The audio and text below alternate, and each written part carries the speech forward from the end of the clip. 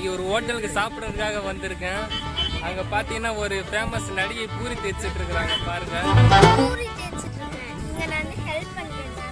ஒரு மாவு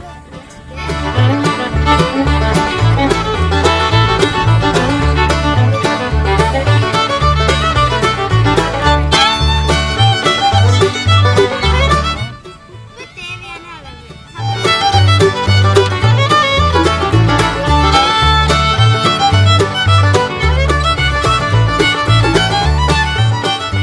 இன்னைக்கு ஒரு ஹோட்டலுக்கு சாப்பிட்றதுக்காக வந்திருக்கேன்.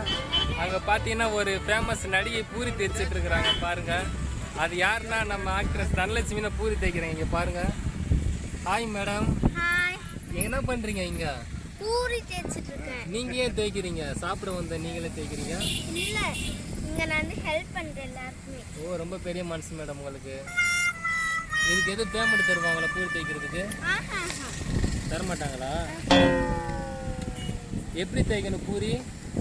ஃபர்ஸ்ட் ஒரு மாவு வச்சுட்டு அதுக்கு மேல கொஞ்சோண்டு மைதா மாவு, சரி, சப்பாத்தி மாவு போட்டு அதை ஈக்குவலா ஒரு ரவுண்ட் ஷேப்ல தேய்க்கணும். சரி. அப்போ அதுக்கப்புறமா ஒரு எண்ணெயில வந்து பூரி ஆக்குறதுக்கு நிறைய எண்ணெய் ஊற்றி டீப் ஃப்ரை பண்ணும். சரி, இதுக்கு மாவு எப்படி பிசையணும்? மேடம் மாவு பிசைய போறாங்க பாருங்க.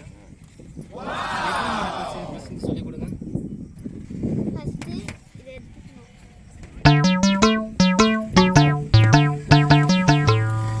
இதுல பிசையணுமா? எவ்வளவு தண்ணி ஊற்றணும்? இப்போ நீங்க வந்து 5 பேர் செய்றீங்கன்னா ஒரு 2.5 கப் அளவு தண்ணி ஊற்றணும். உப்பு எவ்வளவு போடணும்? உப்பு தேவையான அளவு. சப்போஸ் அவங்க வந்து எவ்வளோ அளவு, இப்போ வந்து ஒரு சில பேர் நிறைய சாப்பிடுவாங்க, ஒரு சில பேர் கம்மியாக சாப்பிடுவாங்க. அந்த அளவு பொறுத்து நம்ம எவ்வளோ உப்பு இருந்தால் நம்ம போட்டுக்கலாம். சரி, ரொம்ப நேரமா தேய்க்கிறீங்க போல. இப்போ இது இல்லை என்ன சைஸில் போடணும் இதெல்லாம்? இதெல்லாம் எவ்வளோ சைஸ் கிராம் இதெல்லாம்? இந்த மாதிரி ஒரு கிராம்லாம் எனக்கு தெரியாது. சரி, சூப்பராக அழகாக கட் பண்ணுறாங்க madam. Super madam, super madam. புதுசாக இப்போ தான் ஒரு ஹோட்டலுக்குள்ளே மாவு தேய்க்க வந்தாங்க. வந்த உடனே பிசைஞ்சு பீஸ் போட்டாங்க பாருங்க. சரி, இதை எப்படி தேய்க்கணும்? எப்படி தேய்க்கணும்? ஆல்ரெடி நான் வந்து இதெல்லாம் நான் மாவு போட்டு வச்சுருக்கேன். சரி, இன்னும் கொஞ்ச நேரம் ஆகுது.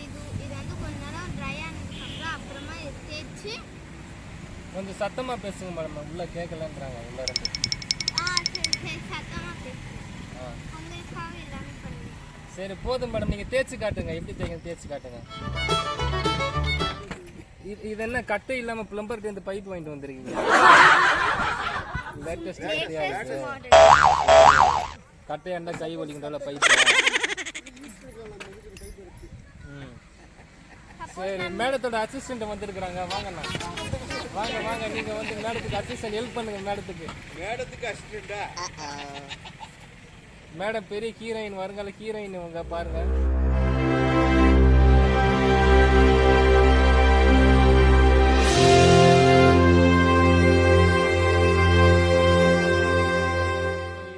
கொஞ்ச நேரம் இருக்கட்டும். அப்புறமா அடுப்புல வந்து கடாயை வச்சுட்டு அதில் எண்ணெய் ஊற்றி வந்து அதாவது பஃப்னு நல்லா வர அளவுக்கு டீப் ஃப்ரை பண்ணி. சில பேர் தேய்க்கிற பூரி சப்பி போயிருக்குது, அது பஃப்னு வரணும். என்ன பண்ணணும்?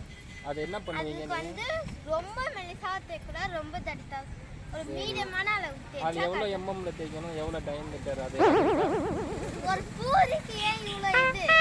அது சொல்லி கொடுத்தீங்கன்னா கற்றுப்பாங்கல்ல. சரிங்க மேடம். இப்போ இந்த ஒன்று தேய்ச்சிருங்க, இந்த ஒன்று மட்டும் எப்படி சுடணும்னு சொல்லி கொடுக்குறீங்களா? எப்படி சுடணும் சொல்லி கொடுங்க. வீடியோல நான் உங்களுக்கு போடுறேன். அது வரைக்கும் அங்கே பசியோட காத்திருக்காங்க.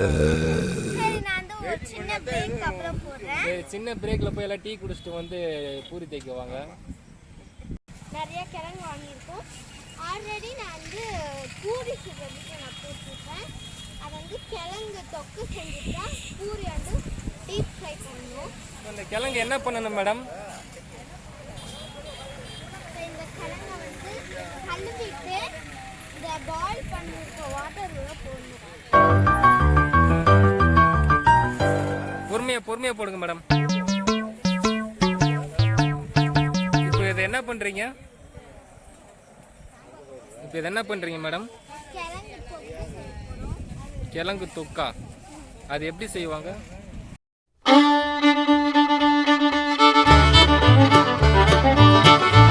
எல்லா கிழங்குமே போட்டுருணுமா?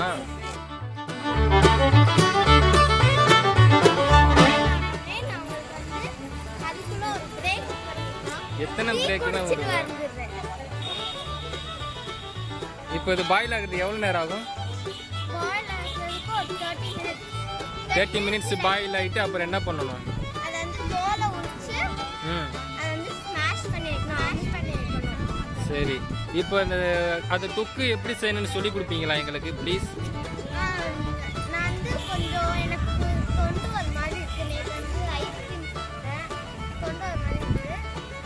நான் போய் இது சமையல் ப்ரோக்ராம்னா ஃபுல்லாக எல்லாருக்கும் சொல்லி கொடுத்துட்டு தான் போகணும், பாதியெல்லாம் போகக்கூடாது. தொண்டை சரி